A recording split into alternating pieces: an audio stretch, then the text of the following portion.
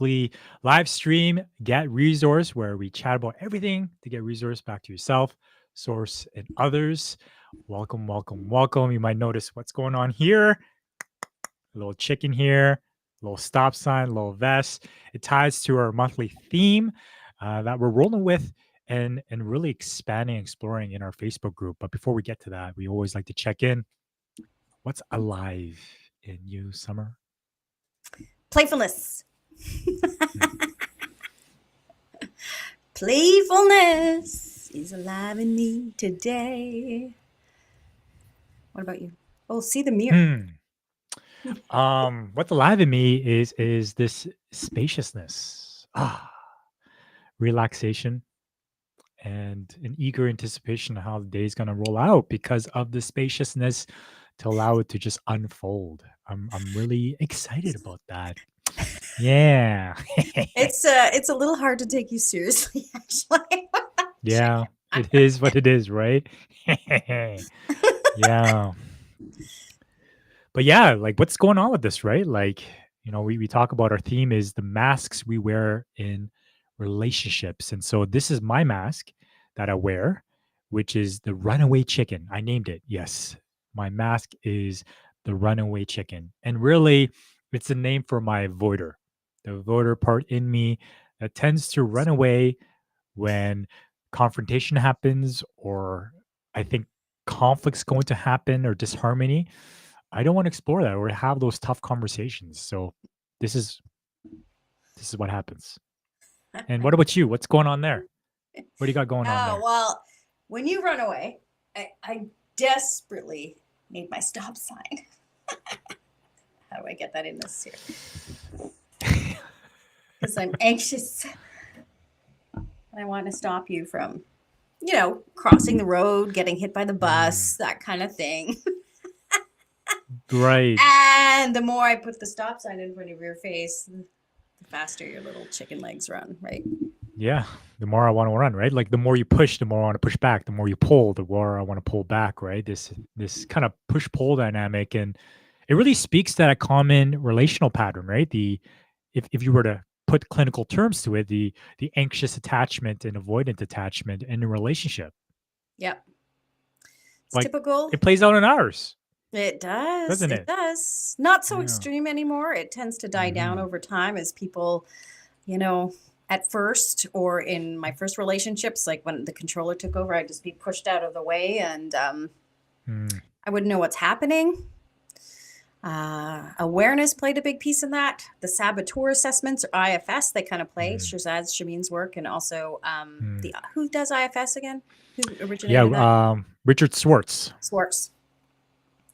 Yeah, once such amazing work that they've done to really identify human patterns and how that works. Avoider and anxious has been around a while, but there's other subtle nuances in there of all these Mm. different people or players or costumes or masks that we wear that can take over at any given time.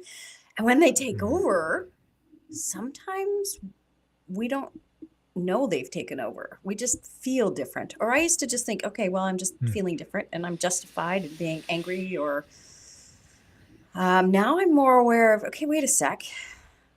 Am I in an aligned place? Mm. Am I in truth or am I in a state of fear here? Because I think all of these characters, these masks come out really in a state of fear. I know for me, it's like I'm afraid of losing something. I have this feeling of anxiety, which makes me like, okay, wait, what can I do to control the situation and manipulate the situation so that it all stays like rescuing the Mm. world or my family or whatever it is. And I wouldn't have named that before. Mm. And there's certainly good qualities to it. I can organize things quickly. Mm. And I wouldn't have thought of that as manipulative back then. It was really coming out Mm. of a good place. So when I discovered that, it was a bit disheartening to me Mm. to realize, oh no, I come across as controlling. Yeah. How is that like kind of realization for you? Like in terms of your identity and who you were? It was Like horrifying. Wow. It was horrifying. Yeah, it was. It And was why really, why really why was it horrifying for you?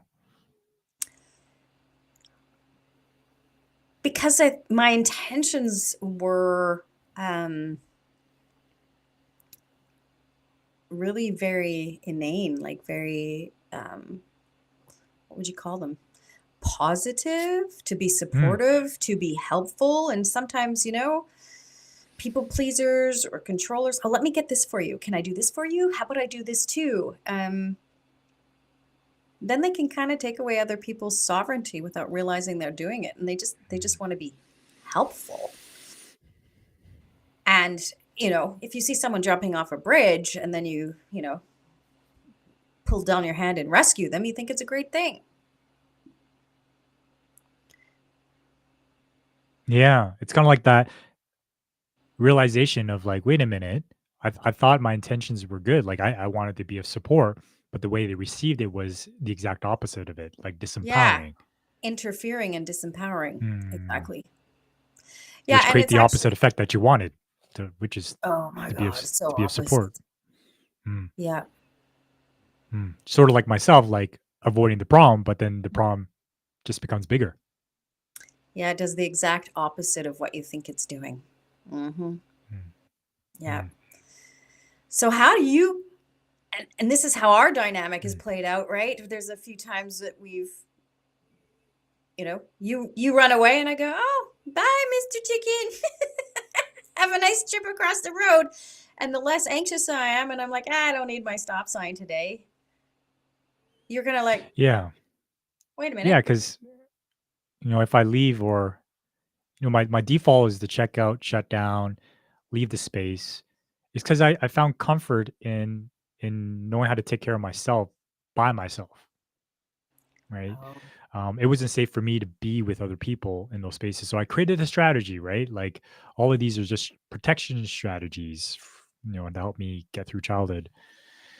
And so I just found a way to just disconnect. And I just gotta acknowledge that it's easy for me to just disconnect because I'm so used to it. But I can't imagine how painful and torturous it is for someone that wants closure, wants to resolve this right away. And I'm here just like peace out and not saying anything because I'm so used to it, not communicating when I'm coming back or whether I'm gonna bring up this thing again. My old MO was if I was upset, angry about something, I would just withdraw like energetically and I wouldn't say anything. Is if like my past girlfriend would ask me, what's wrong? I'd say nothing or I'm fine. And I would have this stoic look to myself that you couldn't read me. Like it's just like she couldn't read me. She didn't know who I was, right? Which I can imagine was very torturous for her, right? Because then my emotions would just come out of the blue, Yeah, you stuff them away, tuck them away, and then they just come out later sideways. right? It's scary, right? Now I can imagine people walking around eggshells around me, right? It's like nice people aren't really nice, right? Because No. because for me to be nice, I got to be a good boy or a good girl, and that means repressing my feelings, not speaking my truth, not tending to my needs, and just making sure you're happy, right? Because that's been taught. Like if you're happy, then I'm happy, or that my needs would be met when you can try to guess what they are, and I become resentful.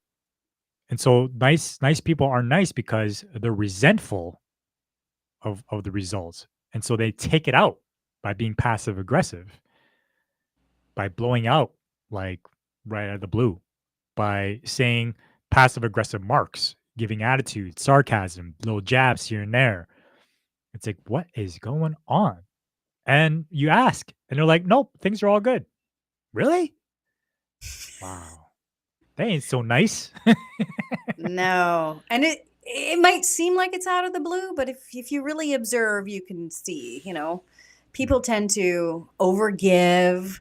They give more than other people, so other people move out of the way and they don't tend to get a lot back, so then they get resentful. But if you observe mm, closely enough, you can see that people are overgiving and then you can expect something later. mm. Right. Yeah. Yeah. Just having that discernment, right? Of sometimes giving people the permission to say no.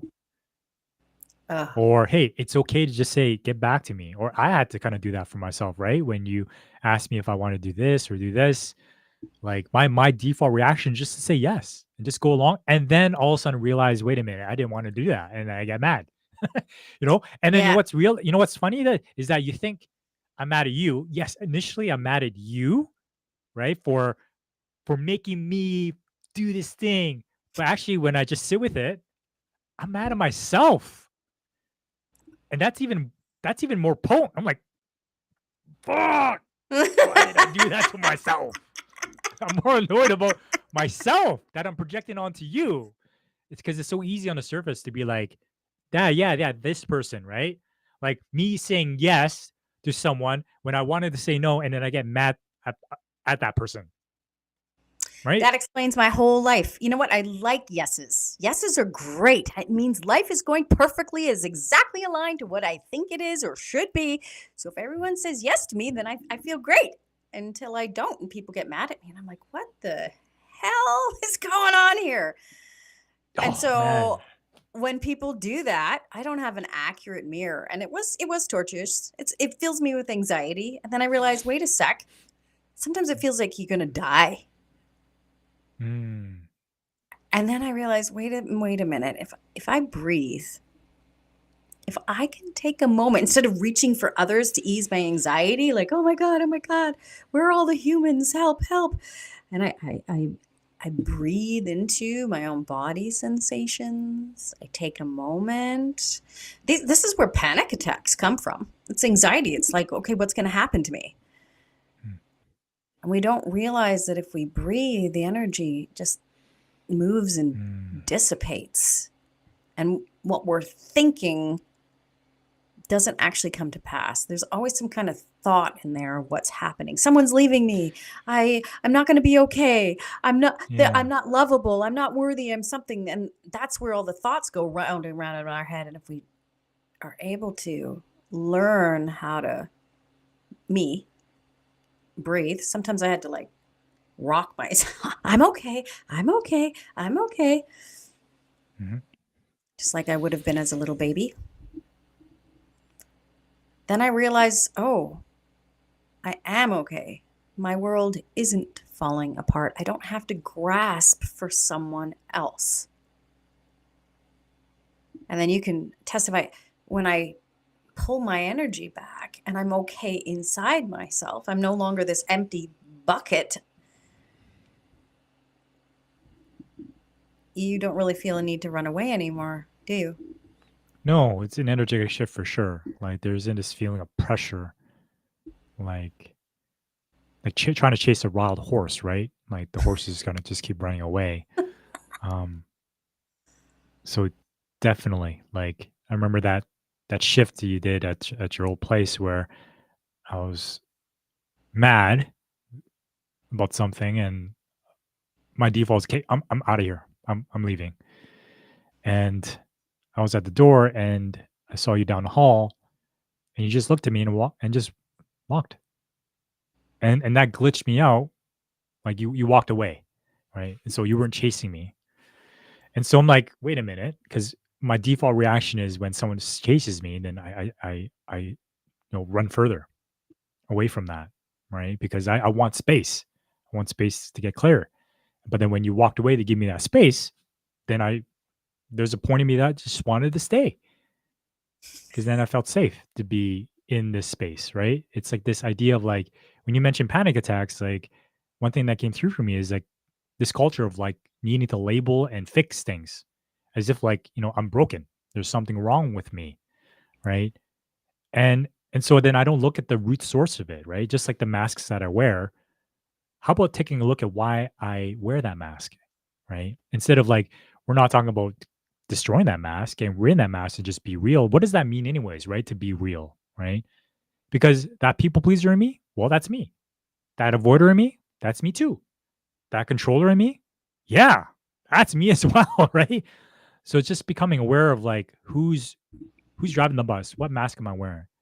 And so when I go back to that piece of like this culture of wanting to label things and get rid of it, we're missing the wisdom and insight that comes with wearing that mask. right?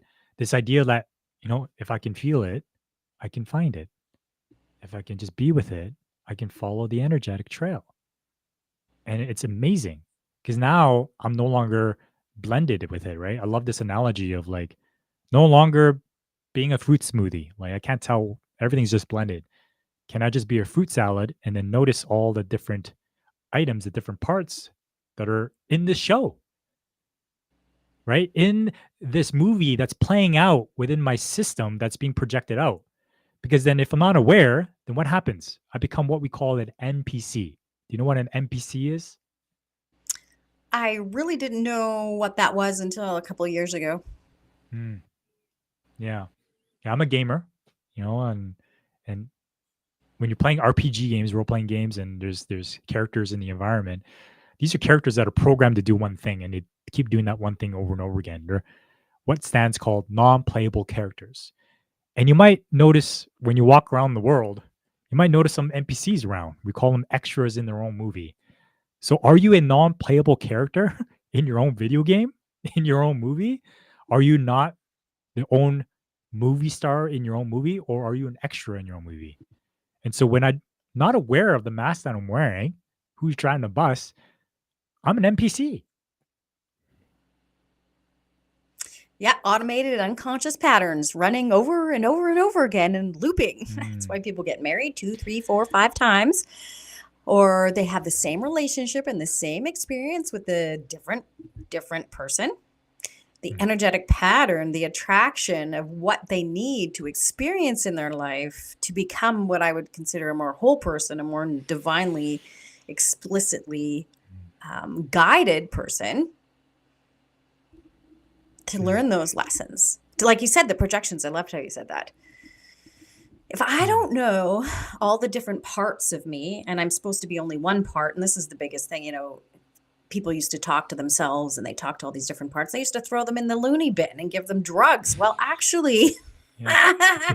now we've got IFS and all these different things that actually say, no, you do have all these parts of yourselves and they're all part of you and they need to come to the table Mm, to talk to them. And they all need to be given a voice because they're all there for different circumstances and different mm, reasons to keep your nervous system safe. And if we know 100%. that they have that purpose, it changes the whole game. We don't look Mm, crazy anymore. You're not running the other yeah. way and then blowing up in anger later and people going, oh my God, he's abusive and Mm, terrible.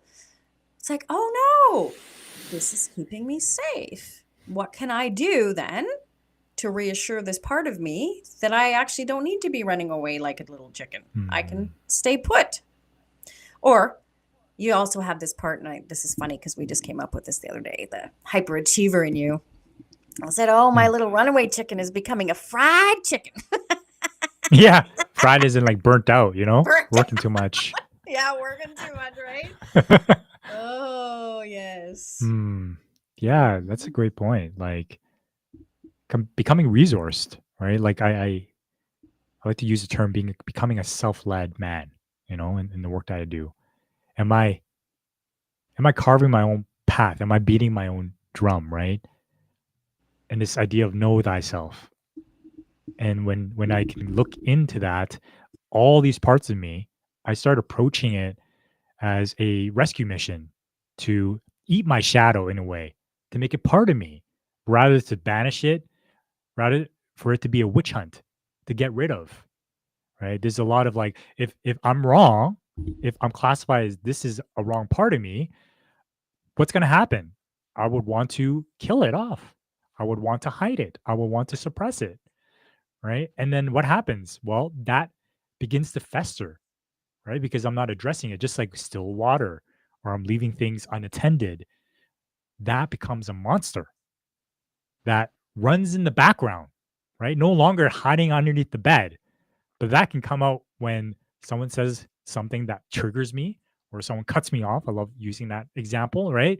Then all of a sudden I'm just possessed by that monster, right? Because I haven't befriended that monster because that monster is me.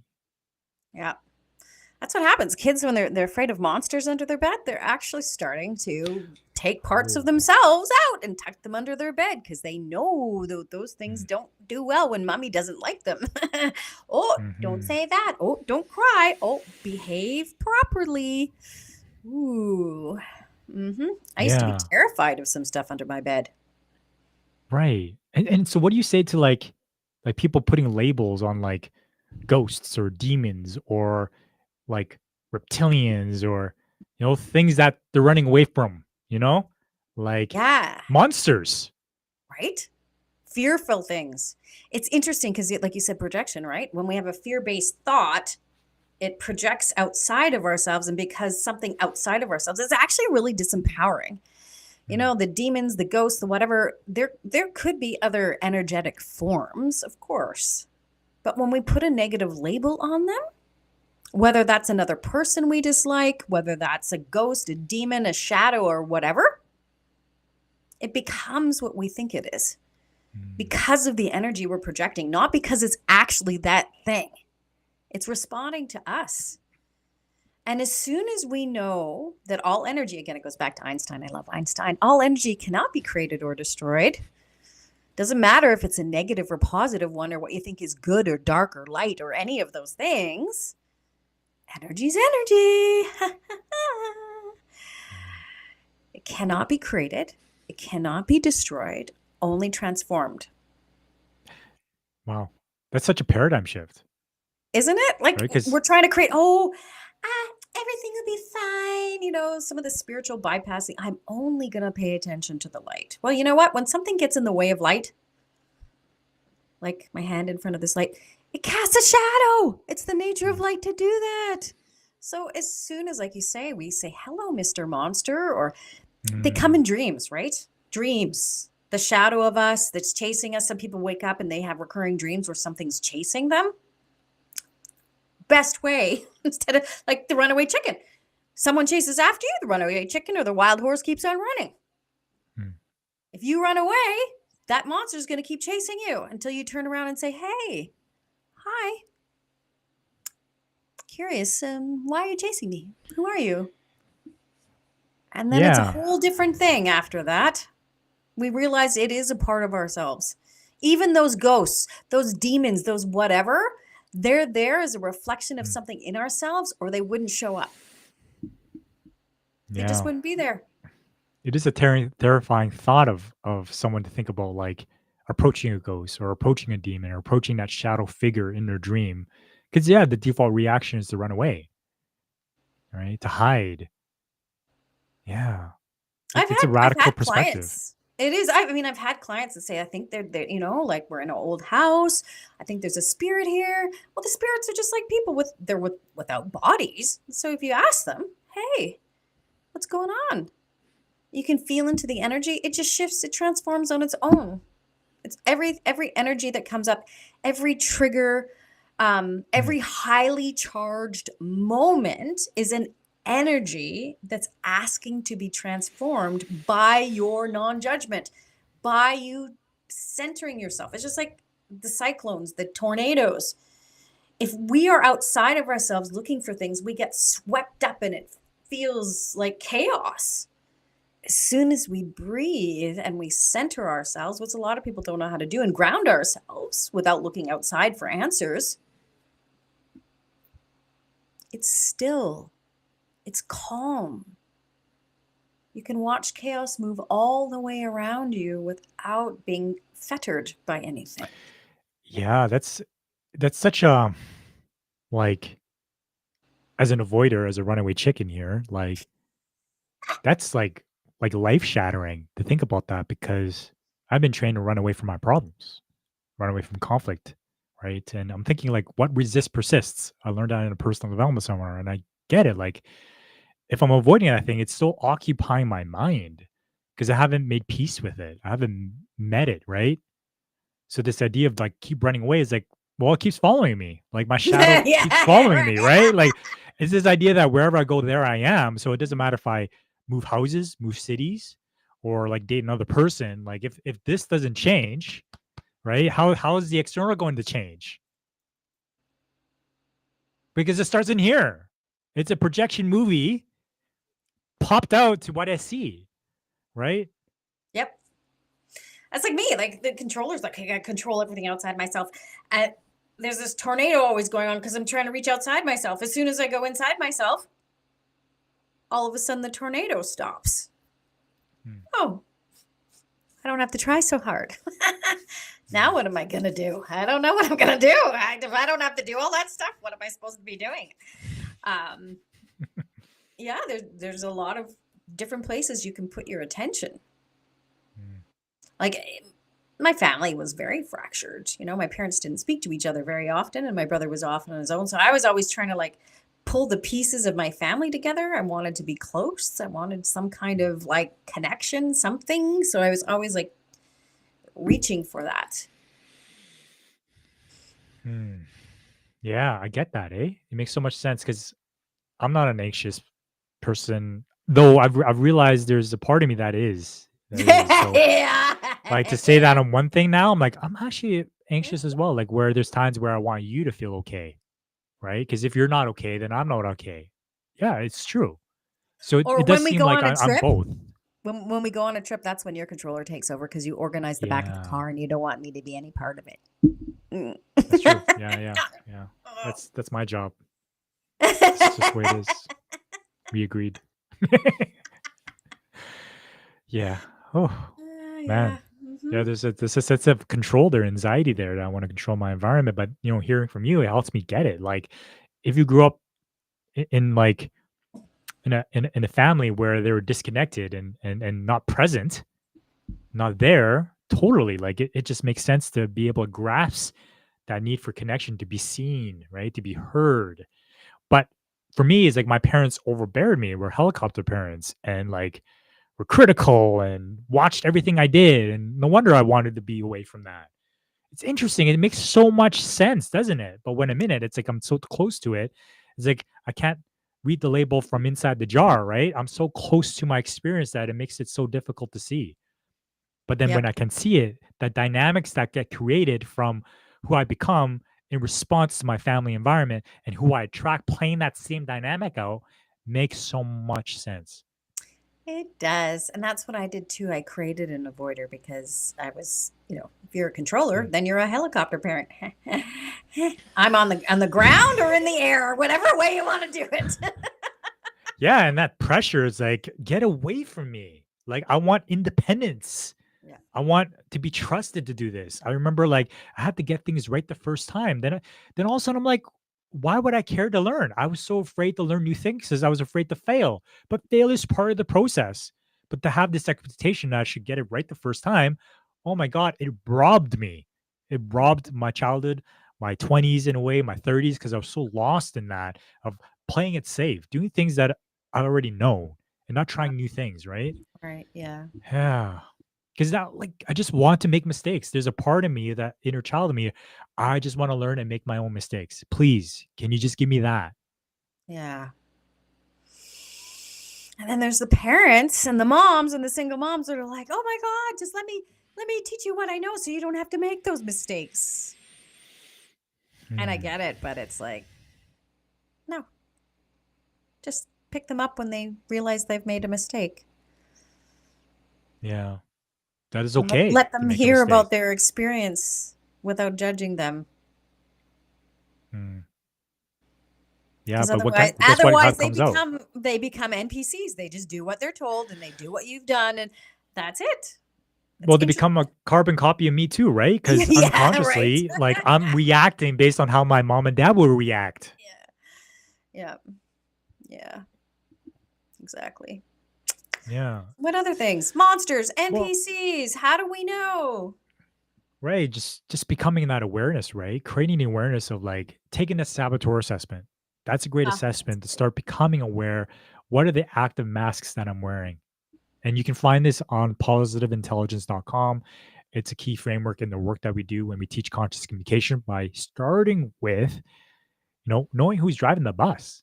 Because it doesn't matter if I learn conscious communication, if my judge is speaking, man, it's going to be cutting, right? I'm going to weaponize conscious communication to get what I want because I'm critical and I have expectations. So it's so important to reveal the mask, to befriend the mask, because that allows us to go deeper instead of this game, right? Where you don't get where I'm coming from because I'm not sharing, I'm withdrawing, I'm giving the silent treatment, right? I'm exploring left and right. And then all of a sudden I'm happy. You're like, what the heck? How does that create intimacy? That creates a space of unsafety. That creates a space where we're manipulating each other to get our needs met and we don't trust each other. But trust comes from revealing those dark pieces, the monsters, the shadow. It comes from, yeah, my berserker's out, my runaway chicken's out. Let's shine a light on it, but not from a place of like shame, right? And I believe, shame is a noble quality, it means I really care. Though not from a place of like, oh, there's something wrong with me. I'm not want to hide it. It's not who I am. So I want to ask you, why is it so hard for people to just own up that they have a controller or they're judgmental or they're wearing a mask? Perhaps that's not creating the life they desire. Well, we've been taught to hide them, and I think it's because we hide them that they become monsters, right? You tuck Mm, someone away from society in the dark, they become monsters. And so any part of us that's tucked away, that's just what it is. And so we've created our system, our societal system has created this reality. So it's kind of time to crawl ourselves out from the depths of the dark and welcome them. I've got a gremlin. It comes out every once in a while. Not the mm. cute gremlin either. Yeah, the one where you um, put water on it, you let it eat after midnight. Yeah. What was one more thing? what's one more thing? What do you mean, one more thing? Oh yeah, you put water on it. There's three things where that gremlin turns into monsters, but I forgot the third thing. If Oh, anybody knows, put in the chat. right. I don't know. I thought it was only water. Oh, yeah, and eating after midnight. There's something else? Yeah. I don't know. Yeah. Definitely, I turn into a gremlin monster when, yeah, people are running away or hiding or being passive aggressive. It irritates the hell out of me.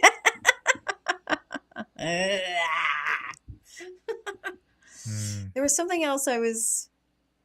What were you just saying? I was like, oh Well, yeah, the that. monsters, right? Like our culture teaches us to not reveal our monsters, to be nice with each other, right? And yeah, I Yeah. asked the question of like why is it so hard for some people to really own up, right? That Okay. It's wait a hard. minute, maybe I had a part to play in this. That's why I'm not happy, or this is the type of relationships I'm attracting. Well, part of it is we're taught to be really serious. I mean, here we are, we're being humorful, right? Let's throw some humor in this. We're all human. Can we be in a place that allows us Mm, to be human? I think the other thing is awareness. Like until I had Sirjan's Samin Saboteur assessment, I wasn't aware. I'd learned mm, NVC, but I was not aware of that. And as soon as I was aware, I was like, oh. But awareness isn't enough either because I had to embody it. And every time I got triggered and my controller came into play, I had to be like, okay, I have to identify that I am in that place. And mm, it's easy to identify because stressful thoughts play over and over in my head. And I'm thinking about this other person that I'm in, supposedly in conflict with, this mirror of what's not healed inside myself. And it's like, okay, I got more work to do in here. Where is this really coming from? How can I ease myself? What can I do that's actually in alignment with myself versus on focusing on outside myself? And mm. a lot of us have been taught to focus outside of ourselves, even in school. Let's give the right answer. Let me tell you the answer, and then let's give you a multiple choice so you can regurgitate the answer back to us. So we don't even know Ah, what our own answer is. You said, you know what, I need to be able to say no. Well, if people don't know how to say no, they also don't know what's right for them and they don't know how to say yes either. mhm, And so, how do I know that I'm living my best life? How do I know what's for me? mm. If I don't know how to say no, if I'm not given permission to say no, if I'm not allowed to make my own mistakes. And so, all of these, I'll speak for myself. My kid ran away so she could make her own mistakes, so she could live her own life. And she continually tests me. And if I show a hint of control, and this is where these, indigo children, these crystal children, these sensitive beings on the planet, they're like, you know what? I want you to be aligned to who you truly are. You controlling me is not being aligned to where the world is going, to the more spiritual truth that we can be compassionate, kind, spiritual beings, not ones obsessed with work and burnout and drugs and money. And so it's such a gift when we can be aware of, like you said, who's driving the bus. And we have the feedback from others because, like you say, it's really hard to read the label from inside the jar. If someone else can tell you and you're really open and you realize you're in a community of safety that allows you to do that, holy, am I allowed to swear? Holy shit. It's such a game changer. It's so different. You start to feel empowered. You see the patterns that play out in people, but also yourself. And you get to change your own consciousness, which then uploads to everyone else. And especially if you're in that community, you start to see the shifts and the ripples to family members and things like that so quick. The patterns start being so being so exaggerated. You know, you have a controller, an avoider, so do I. We start to see that we're all humans in these different parts instead of going, oh, that's the bad person, or that person's horrible, or they're doing this to me. No. We start to take ownership of ourselves. Radical response ability. Getting out of the idea, and I'll put this in here for a second here, corporations. Corporations are built on limited liability. And in fact, I'm not responsible for any harm that I do. Well, I want to invite people into I used to have a corporation. I got rid of it on purpose because the idea of it allows us to introduce the idea that, A, we can blame other people for what we do and that we don't have to be responsible. And it's actually disempowering. It's extremely disempowering, and it doesn't allow us to have right relationship with each other. Who's here today? Brianna. Hello. Yeah, Brianna. Brianna says, Gremlin comes out in those same circumstances that you mentioned, Summer. Yes. Brianna, have you done the saboteur assessment? You have, right? Yeah. I mean, we're both controllers. So I get why. Yep. I think every controller says, has if you a gremlin. Own up and the other person isn't receptive or willing to say hi to the part that you're trying to present, it feels more difficult. It's like the concept of the other or the mirror is so powerful. Yes, feedback from others is such a game. Yeah, well, this is the thing. When other people aren't receptive, and in nonviolent communication, Marshall really makes a distinction between a request and a demand. And this where it comes from controllers, myself. We do it once. Oh, I'm going to leave it out there. And if they don't respond, my controller comes back, right? But the avoiders really need to know that they have choice. And the way they know they have choice is how you respond to them when they say no, whether it's quietly or passive aggressively or whatever it is, non-verbally, to see that you're really okay in yourself and you're not going to keep grasping or interfering or interrupting. So it's a long-term game. And it requires patience, which is really, really hard for the controllers when they're in a state of anxiety. Like for me, I'm like, oh my God, I need to do this right now and I need to fix this because I don't like this uncomfortable feeling in my body.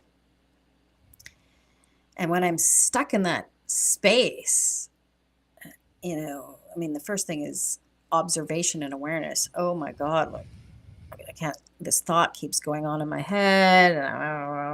So sometimes then I'll go get a bag of chips and I'll eat it for comfort. That's better than me going after that person. Some controllers text after text after text. And then you know what? The other person on the other end ends up blocking them because they're being just bombarded by this anxiety and this energy. So the way that people know we're not demanding of them is the way we respond when they don't comply. And every time someone doesn't respond the way that we really, really long for and desire for, it's back in here we go. Because people truly do, it's a universal need that they want to contribute to other people's well-being. They have the same needs for meaning and companionship and to be seen, to be heard, to be appreciated. It's just that we've distorted ourselves. We've created these monsters, these little distorted energetic fields within ourselves that people can feel, and sometimes they don't really know what it is, but they kind of shy away, or but everything is done in an effort to maintain a regulated nervous system, and we're all a little bit different. We all want to stay safe in our nervous system so we can feel alive, so we can do things of our own free will. And that's the purpose of everything that everyone does, even when the behaviors really don't look very friendly, look violent. Everything is done, as Marshall Rosenberg says, in an effort to meet a need. And we don't need to be punishing people for prematurity, for doing things that our culture sets us up to lose in. Dre? Yeah. Brett says, thanks. I needed to hear this. I'm curious, Mm. what is this that you needed to hear today? It's always good to get feedback to know what's Get landing for clarity. people and what we can expand on. Yeah. I mean, that stemmed with the question I asked you about, like, why is it so difficult for people to perhaps own up and let go of things? Like taking that Oh, ownership of, safety. yeah. Here's this mirrored weird thing about safety too, and we learned this from one of our students in our class. A lot of people don't feel safe, and so they hide parts of themselves. So, Dre, if I'm coming to you and I'm being a little awkward and saying something that isn't completely honest or vulnerable, how do you feel? Suspicious, Mm-hmm. guarded, apprehensive. Yeah. Yeah, you're scared of me. Yeah, because there's a feeling of like you're hiding something. There's a sense. Right. And I am Yeah. hiding something. So out of my own fear, I hide something, I tuck it away, you can sense it, so now you're afraid. And so my desire for safety makes you unsafe. Mm. Yeah, Weird, because it comes right? off with this judgment that there's something about you that I don't trust. Yes. So this is how the world of projection works over and over and over again. So the point is actually the more Mhm. vulnerable you can be, the safer you are.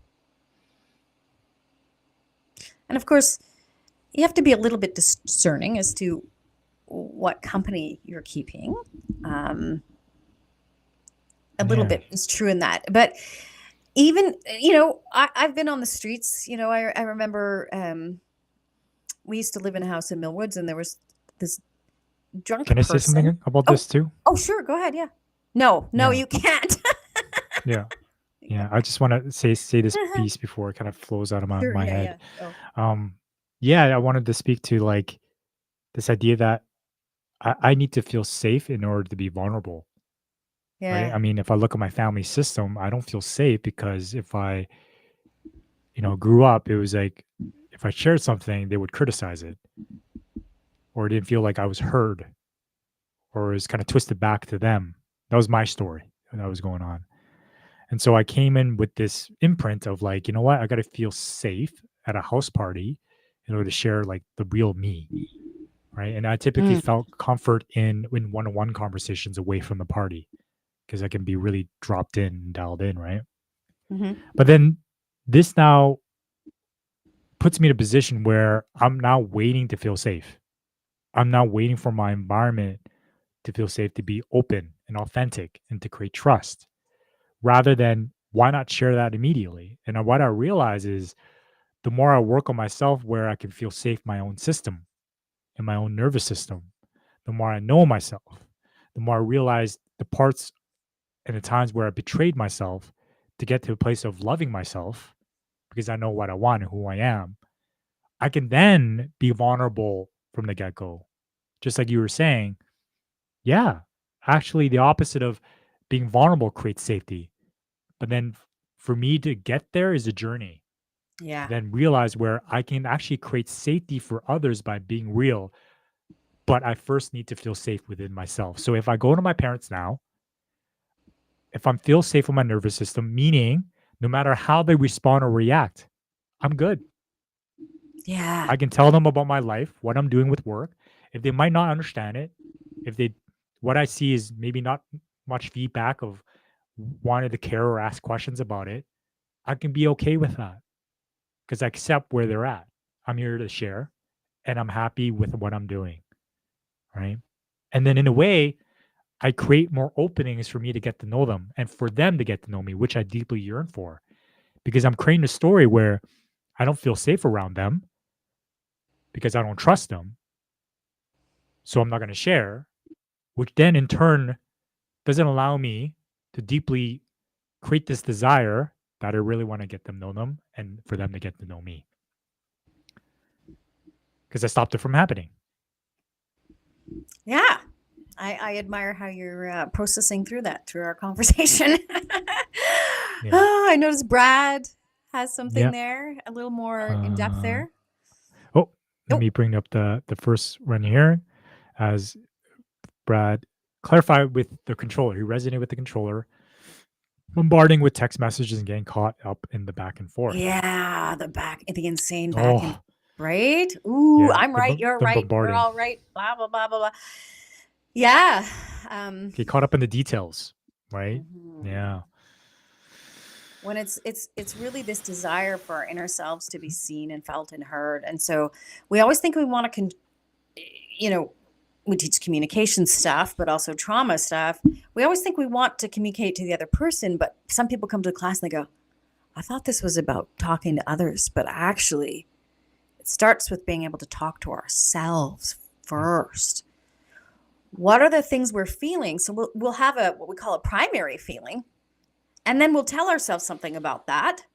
Oh, I just felt flutters in my stomach and I'm feeling nauseous. I better fix that and do something about it. I don't like what's going on here. And then the anxiety takes over or the anger takes over because we haven't been taught to catch the stories that go on in our head. And so this is another thing is about, you know what? I have this story right now, Dre, that you're really not interested in what I'm saying because you're leaning back and you're turning on your chair. And I'm just making that up. But yeah, you're looking a little aloof. mm, Um, and he might just be like, well, I'm actually just trying to be quiet and fart over here in the corner on my chair. I don't know what it is.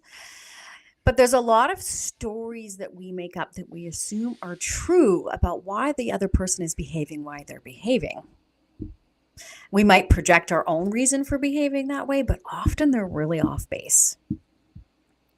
And so this is an interesting thing because if we can catch the stories that we have in our head, it allows us then to go back to the primary emotion, which lives in our body, and to trust our body as this conduit to truth based on the emotions that run through it. And then we can trust ourselves. And this is when we become safe for ourselves and others. And we don't have to reach outside of ourselves to feel safe. It's a very exciting journey. mm. Um, oh, and okay, maybe we'll read Brad's and we'll go back because I noticed that Brianna put a couple of Yeah. in there too. Okay. Brad, I'm trying to share the aspect of your training that brings us back to baseline ASAP. Oh, you're trying to share the aspect of your training that brings us back to baseline ASAP. Oh, okay. So when you're triggered, um, yeah, we have a trigger scale from 0 to 10. And this is the thing. Sometimes people think they go from 0 to 10. But it actually sneaks up on us. Like Andre was just talking about that during this, if you want to go back a few minutes, depending on when you got here. But oftentimes we people please and we do things and we don't realize we're going against our own inner nature because we don't know what our yeses and our nos are until it presses upon that part of us that has what I call an energetic stamp, something that's happened to us, a trauma when our nervous system has gone out of whack and we haven't been able to bring it online. It's kind of tucked away until someone else becomes what they call the trigger. But there's this stimulus for us to identify something within us that we need to heal. So, to bring us back to baseline, it would be great if we can do that ASAP. And sometimes we can. And other times it takes some skill, depending on how long that trauma or that pattern's been played out, how deep that groove is in that part of us. Because I'm finding I've got these patterns. I'm mostly out of them with most people and most experiences. But when it comes to, usually it's some family member that really becomes our greatest Jedi master trainer. We can be in our more aligned groove. And this, my controller groove, is really deep. It starts to get filled in, but once in a while, I'll fall back in there with some circumstance that reminds me of the trauma. And then I get to access it at the different layers. So there is layers to it. And I don't know if I'm answering the part of your training that brings us back to baseline. Yeah, if I can comment. Yeah, please do. Yeah, I'm gonna make an assumption, Brad, that you're the same Brad that attended our ultimate relationship event. Yeah, if you are, if you're referring to that type of training, then for me, I'll speak for myself. To come back to baseline requires me to become aware when I'm intoxicated, when I'm drunk, when I'm taken over by my saboteur. Let's start with that, because for me to apply strategies and tactics when I'm in fight or flight is next to impossible. I may have all the steps, the personal development, self-help things, but when my prefrontal cortex is shut offline and my amygdala is fired up and it's fight, flight, freeze, fawn, then the key for me to hold baseline is to notice the cues and signs of knowing when I'm triggered, when I'm possessed, when I'm intoxicated. And then I use nervous system regulation techniques such as breath, asking for space, or even communicating that I'm triggered, right? Really owning that. Because when I didn't have this awareness, I react, right? I react, I regret. I react, I regret. I say things I didn't mean to. I say hurtful things. I do hurtful things. I use you language because I'm blaming my external circumstance because I don't feel safe within myself, right? And then the other person becomes defensive because they don't feel safe, right? So this is the awareness of conscious communication, of owning my language, using I language. And if I'm in a place where I'm I would say intoxicated, then I can just say I'm triggered. I'm at a 10 right now. And that lets the other person know, oh, even though they can feel it, they can feel it in the body when, if I'm raising up the trigger level 100%.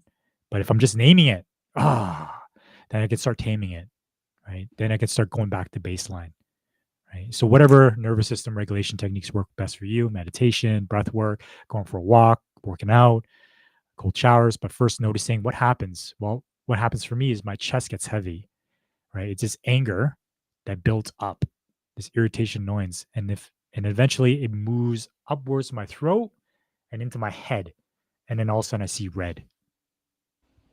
So having somatic awareness. Yeah.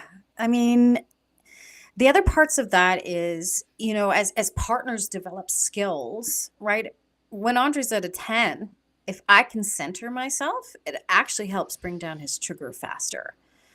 And as we can both co-regulate, this is the part of co-regulation too. Like, as children are having temper tantrums, really our jobs as parents, which I would say I probably failed at horribly and miserably, was to be centered and bring that kid so that they can return themselves back to their calm nervous system state. So the other part of that is we don't need to do that alone.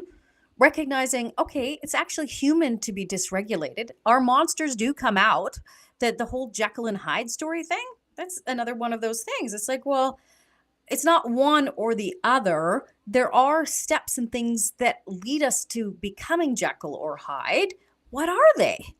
How can we start to breathe into them and recognize them? And it's easier to be around other people, which reminds me, Brad, we do have another ultimate relationship event coming up on November 17th and 18th. If you want to, take it again, refresh your skills, whatnot. Even better, we have a sooner workshop on October 16th. Oh Free yeah, workshop. and if you're not in our Facebook group, join it, because in it we have free workshops every month that can support you. So get resourced, get re-sourced Facebook group. We've got one coming up in October 16th. And what have we called it? The Monsters Yeah, and that the Masks.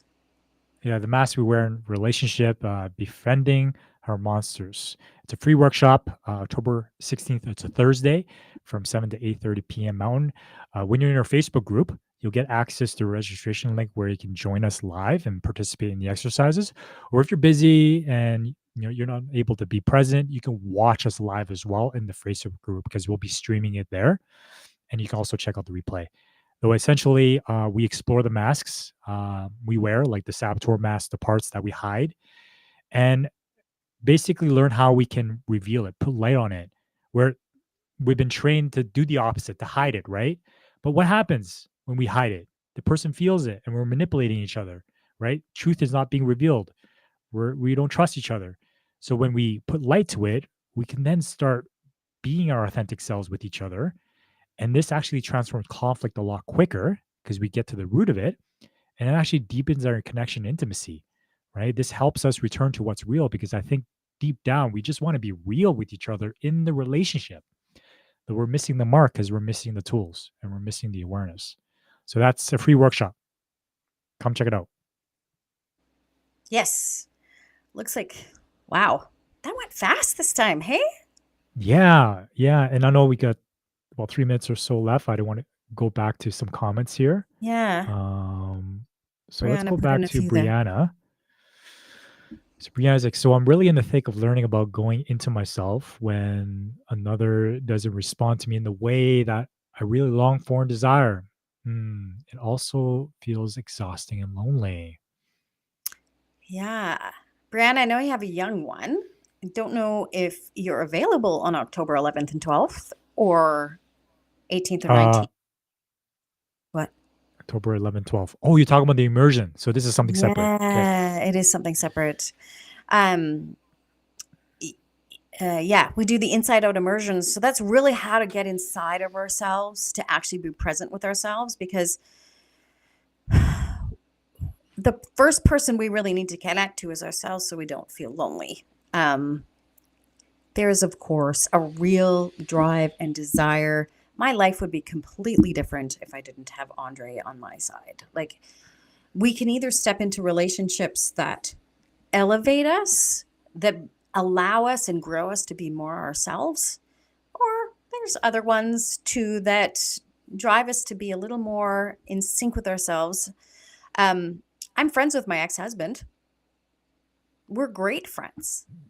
He will always be in my life, but it is a different experience. And I know people have said same shit, different pile, and it's not exactly true. There's other things like human design. That's a really useful tool, which, by the way, if you haven't done it, at Clarities is a great thing. There's someone who specializes in it. Getting to know that, and the more tools we have to know ourselves and how we operate, and getting into environments and cultures, just like they say it takes a village to raise a child, I believe it also takes a village to hold an intimate relationship. Two people on themselves is not Mm, a relationship. And then one of the best books by Suma, I can't even pronounce her name. It's called The Spirit of Intimacy. They talk about African tribes and how they function. And to me, that is far more natural than how we have in our segregated, isolated families. And I understand why people got mm, away from multi-generational families. But now we're coming into a space of spiritual awareness and really understanding that relationships are a spiritual practice. More than meditation, more than other types of things, and monks on you know, mountaintops meditating for 40 hours a day. when they go back down into civilization, they get triggered just like everybody else. And one of the guys that I met, a Burmese monk, he said, you know what? Meditation can be just as much of an addiction as any other type of addiction. Dre, I'll Yeah, stop. I want to speak to Yeah. that. Yeah. Piece before I lose my train of thought Yes, I saw that. is, yeah, when I was speaking to Brad's question, I love how you highlighted the importance of co-regulation. Yeah. That if the other person that's in a space and I'm triggered is not triggered, they can create safety within my system. Or it can create the opposite where our saboteurs are duking it out tit for tat, right? And it's World War III. But if that other person can hold center, that's co-regulation. That can create safety for me. I know what I love what you do is you put a hand on my lap, right? You touch me and that really helps me to just calm down. Though I also agree with you that the structure of two in a relationship is very vulnerable. It's this idea that we got to resolve everything within the four walls of our home with no support with anybody else, like a nuclear family. Now, how much pressure is that to work through stuff with between mom and dad, and you got kids? Okay, that requires at least one person to be regulated. Now, if not, then the structure falls apart, and that's Yeah. why it's vulnerable. And that's why I love how you said that the community holds the relationship, right? Like it takes a village to raise a child, but it takes a village to heal an adult, right? We need people outside of our direct frame because that's the trigger I have with to hold me, my auntie, my uncle, my friend, my men's work, my men's group, my women's group. So I love, and I just want to highlight that piece, how important it is to be in community to get that can see you and hold you so you can work through that stuff. Yeah. Well, it makes sense, right? If you're a child that wasn't raised in a village, you're still wounded. And so that wounded child is still in need of the village. um, which makes me, this won't come up for a while, but remembering the village is a very interesting retreat that will come up again in the next while. Um, Gina, am I guessing you're maybe Brad's partner? I don't know. Um, I don't know. she has another You want to check in question. the comments? One Um, sec. Let's go through the questions here. Just in order because I got them up. This is Brianna's next comment. The yeah. more I can work on myself to feel safe in my own nervous system, the more I can know myself and love myself. Yes. Yes. Uh, Brad says, "Oh yeah, the training, the baseline. I think we answered that question." Gina's like, "Hey, okay, I'll look into and share with my new partner." Ah, and so I see Gina asking, "What would you suggest if Brad, as you suggested, you may need space to regulate yourself, prior to opening up, and your partner starts getting triggered because they don't want space?" Oh, okay. Yeah. Yeah. And this is the thing, this is great. Brad and Gina having you here. Um, as Andre just said, as because our triggers will play on each other. When one saboteur comes up, the other one comes up, and then they tend to escalate each other. So the skills to deregulate sometimes comes with, and this is sometimes we've seen really people who were fairly regulated for a while, and then some kind of challenge or stress puts them in what you might call your toxic pattern. You can get out of it at any stage, really toxic shit. But it's kind of like wading through a cesspool and cleaning it out. It takes sometimes, like, for example, Andre and I do couple sessions, and it's so much better to have a couple with another couple, to have multiple perspectives. Because when people go to their individual therapy, it's more like a reverberation chamber, and you're not seeing the multiple layers of patterns. And so when it to be able to work in a couple to co-regulate takes one person the ability to regulate themselves. Usually, if there's a trigger scale from 0 to 10, someone can be at a 1 or 2 and still be okay. And actually, what actually happens is, if I can describe if Andre's at a 9 or a 10 and I was a little irritated, I can go, oh, this is my sign to become centered in myself. Most of us haven't been taught how to do that. So that's why we do the inside out immersion retreats, inside out. It comes from there first. How can I center myself to create space for the other when I only want my needs met? And if both of them are doing that, it doesn't work. So this is where, as each person can take responsibility for themselves and get into that place of learning that, as someone goes off the rails at 8 or 9, as one of their traumas, their energetic imprints arises, then the other person gets the opportunity to be of contribution and in service to the other. And this is where relationships really start to work. And that's where the intuitive self-healing retreats, the immersion retreats, where you really learn how to be inside yourself and allow that energy to shift without requiring the other person to support you in it. Right. It becomes a very valuable lesson, and it's a small group experience. So as others reflect back their experience, not from the head, but from their body, it becomes this energetic relay system of information. We always try to head learn, but as people are energetically aligned, we can pick that up through inner resonance more than anything that goes through our head. Dre? Yeah. And I'll speak it from my perspective of like the reflection of for myself. If it's hard for me to stay in the heat of the moment and it's easier for me to leave, then that's my work. And it's my work to work on staying in the heat and not allowing the heat to overtake me. And that requires me to build nervous system capacity for me to do my own deep inner healing around that piece of why do I need to leave and I can't stay? Going back to my childhood, right? If I'm the person where I need to resolve this right now, I don't want you to go and take your own space. That's my work. How can I work on myself and heal myself to the place where I can actually let you go and not be anxious about it Yeah. and be It's okay with difficult it? So work. the whole, yeah, it's difficult work, though. That's the work. What you shared there, Gina, is the work, right? I got to do my part. And if my beloved, my partner does the work too, then we're rowing the boat together. Okay. We cannot escape the work. We can make it softer and land softer with each other by taking ownership of that. And how can I just operate differently? Just choose a different path. Do the opposite of what I've always done, even though it's so difficult. It's so Yeah, I was just challenging going for to me to say stay in the heat that. of the moment. That's the paraphrase of what you just said. If you're the one that's always running away, you're the avoider, you have to learn how to come back sooner and faster. If you're the person who sends the multiple texts or you're chasing or seeking, you have to breathe into yourself and not send the text. Stop yourself. Or reach out to someone like one of us or the Facebook group or something, or come to one of the events. Yeah. Yeah, you're so welcome, Gina. Great. Nice to see you here. Yeah, you're Yeah. welcome. That's Hmm. awesome.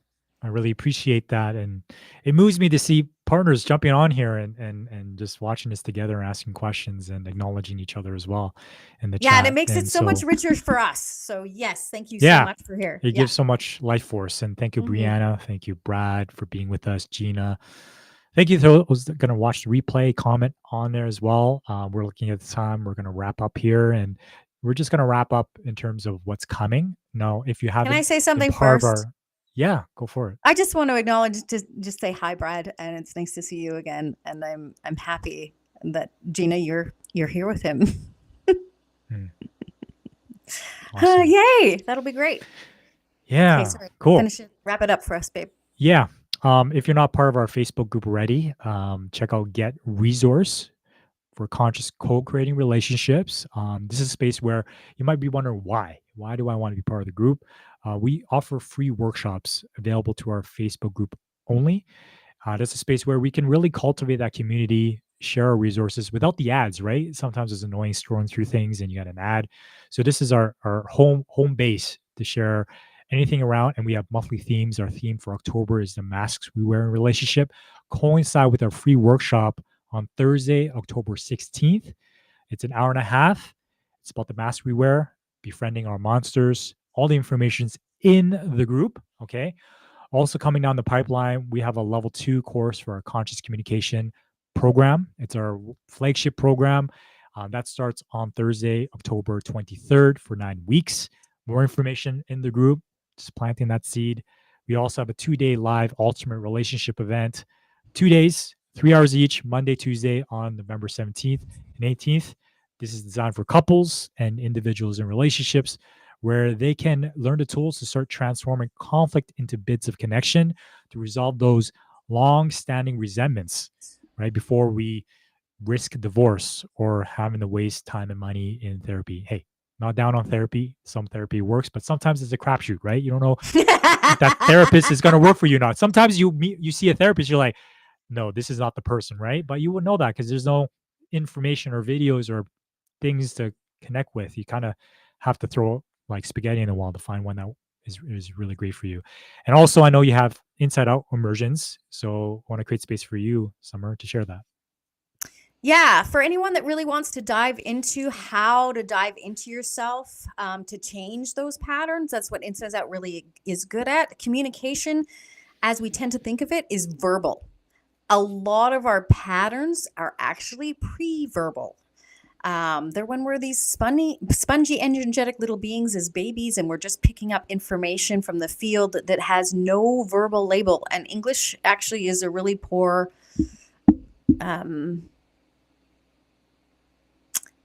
verbal language doesn't get at the root, at the source of the energy that we can begin trusting ourselves to be safe wherever we are and to be able to regulate our own nervous systems and to really become the conduit of change in our society that allows us, as you say, Dre, to build heaven on earth. Mm-hmm. Yeah. Beautiful. Awesome. And regarding those details, don't worry about it. If you join the group, we actually have a calendar listing out like the days and times of these events. And we'll also have a sheet where our upcoming offerings are listed more in Yeah. detail. Okay. Any questions, of course, reach out. Happy to be there with DM you. us in Messenger. Yeah. Okay. Well, till next time, Runaway Chicken checking out. Yeah. Controller out. All right. Peace. I'm running away now. Okay.